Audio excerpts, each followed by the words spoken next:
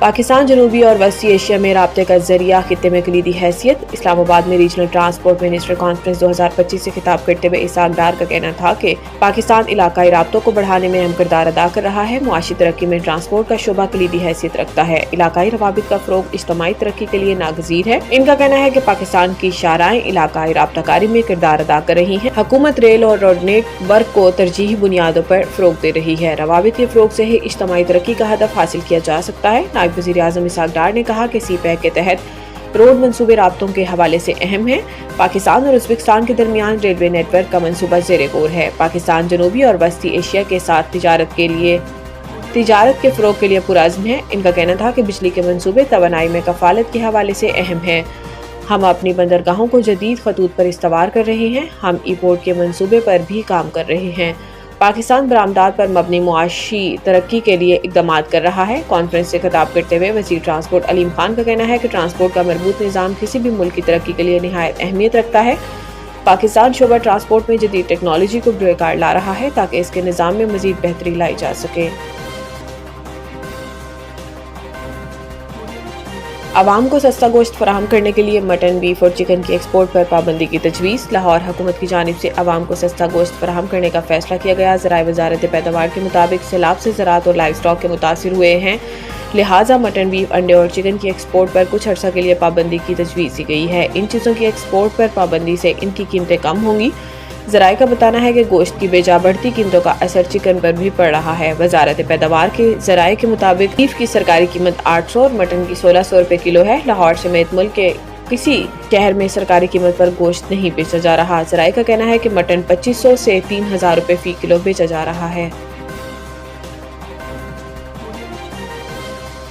Poland کے نائب وزیر اعظم وزیر خارجہ 2 روزہ دورے پر پاکستان پہنچ گئے ہیں۔ پولش نائب وزیر اعظم رادوسلاف کی 2 روزہ دورے پر پاکستان آمد پر ایڈیشنل فارن سیکرٹری خالد جمالی نے معزز مہمان کا پرتپاک استقبال کیا۔ پولینڈ کے نائب وزیر اعظم اپنے 2 روزہ دورے کے دوران پاکستانی ہم منصب نائب وزیر اعظم اسحاق ڈار اور اعلیٰ حکام سے ملاقاتیں کریں گے۔ ملاقاتوں میں 2 طرفہ تعلقات پر تبادلہ خیال کیا جائے گا۔ علاقائی اور بین الاقوامی صورتحال پر بھی بات چیت ہوگی۔ ترجمان دفتر خارجہ کے مطابق پولینڈ کے نائب وزیر اعظم 2 روزہ سرکاری دورے پر پاکستان آئے ہیں۔ یہ وزیر خارجہ سکورسکی کا پاکستان کا دوسرا سرکاری دورہ ہوگا۔ ان کا پہلا دورہ پاکستان 2011 میں ہوا تھا۔ پاکستان اور پولینڈ کے درمیان 2 طرفہ تعلقات کے تمام پہلوؤں پر تبادلہ خیال ہوگا۔ مذاکرات کے بعد دونوں وزرائے خارجہ مشترکہ پریس سٹیٹمنٹ دیں گے۔ ترجمان کا کہنا ہے کہ پاکستان پولینڈ کے ساتھ باہمی تعاون کے فروغ کے لیے پرعزم ہے۔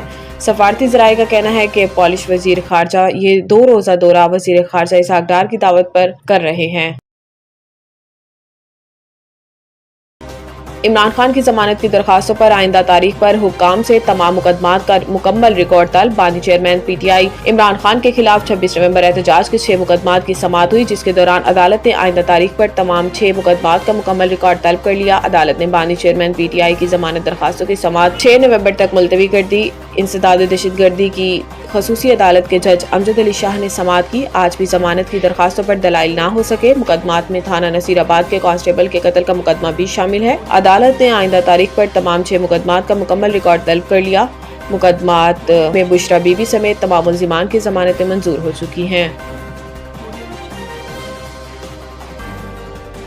لاہور آج بھی دنیا کے آلودہ ترین شہروں کی فہرست میں پہلے نمبر پر آ گیا۔ لاہور کی فضا آج بھی آلودہ اور مضر صحت ہے۔ دنیا کے آلودہ ترین شہروں میں لاہور پہلے نمبر پر۔ لاہور کا ایئر کوالٹی انڈیکس 253 ریکارڈ کیا گیا، جبکہ صبح 7 بجے سے پہلے لاہور کی برکی روڈ کے علاقے میں AQI 485 ریکارڈ کیا گیا۔ لاہور کے ساتھ ساتھ پنجاب کے دیگر شہروں کی فضا بھی انتہائی مضر صحت ہے۔ دنیا کے آلودہ ترین شہروں کی فہرست میں بھارتی دارالحکومت نئی دہلی کا دوسرا، جبکہ عراق کا دارالحکومت بغداد کا تیسرا نمبر ہے۔ ایئر کوالٹی انڈیکس میں کراچی 181 AQI کے ساتھ چوتھے نمبر پر موجود ہے، جبکہ بھارتی شہر کلکتہ کا 5واں نمبر ہے۔ وائٹ بال سیریز کے لیے قومی اسکواڈ کا اعلان، بڑے ناموں کی واپسی۔ پاکستان کرکٹ بورڈ PCB کی جانب سے T20 انٹرنیشنل کے لیے 15 رکنی اور ون ڈے کے لیے 16 رکنی اسکواڈ کا اعلان کیا گیا۔ سلمان علی آغا T20 اور شاہین شاہ افریدی ون ڈے ٹیم کی قیادت کریں گے۔ بابر اعظم، نسیم شاہ اور عبدالصمد کی T20، جبکہ فیصل اکرم، حارث رؤف اور حسیب اللہ کی ون ڈے اسکواڈ میں واپسی ہوئی ہے۔